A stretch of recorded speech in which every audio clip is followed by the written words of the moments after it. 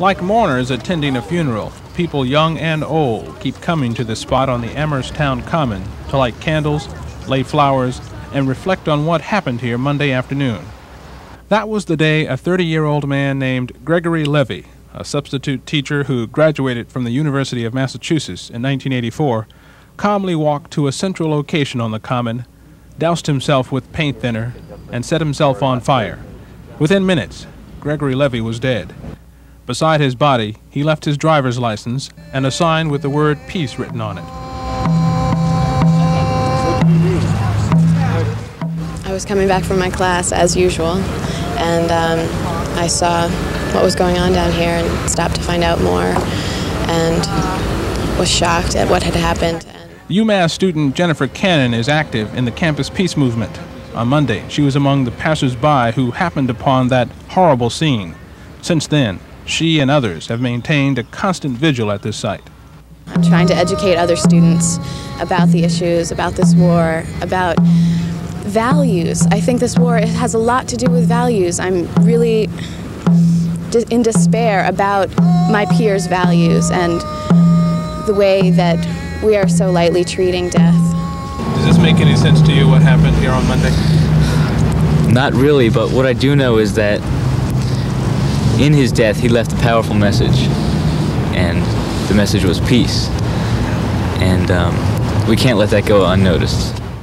As shocking as Gregory Levy's death is, it is perhaps even more shocking to discover that he is not the first person in the States to die this way in protest of what the military is doing in the Persian Gulf. Last December, a 48-year-old Vietnam veteran set himself afire in Ileton, California. I think events like that, actions like that are much more something to do with something psychotic and some break in the person's psychology rather than I certainly don't think it's an appropriate means of protest. I think that we shouldn't fight a war for oil, and we shouldn't fight a war to liberate Kuwait, but I think Saddam Hussein is the Hitler of the 1990s, and I think he should be treated as such. I think we should use force on him hard and fast, and I think we should use nuclear weapons on him. Now, what do you think about this fellow who burnt himself on the common?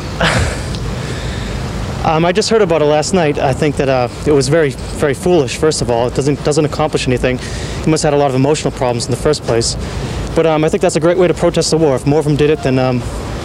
Would it change your mind? No, of course not. I think it just shows how foolish the anti-war protesters are.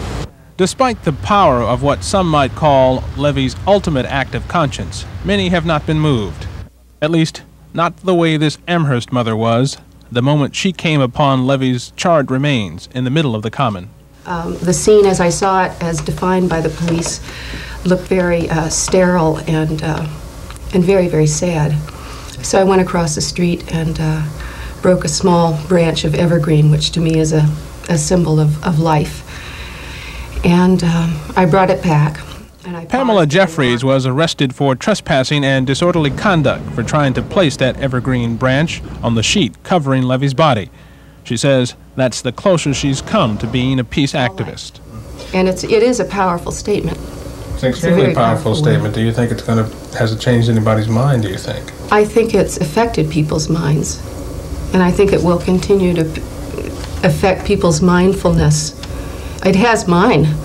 At the Jeffries home today, we also spoke to an English literature professor who befriended Levy during his years at UMass, and a member of the nearby Buddhist Peace Pagoda, a group whose anti-war teachings have influenced many in the community. We never put out this kind of thing at all. You don't encourage it naturally, but no. But you do see value in it.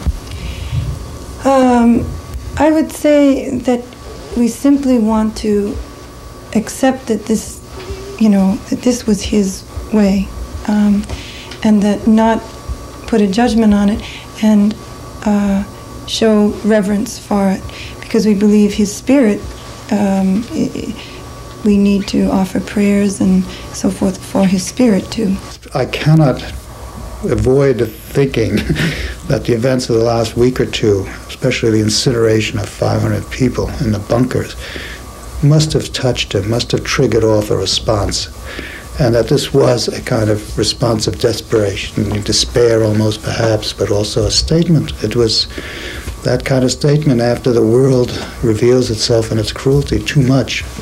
Tomorrow, in conjunction with an international anti-war protest, hundreds of people are expected to gather here on the Amherst Town Common to cry out for an end to the war.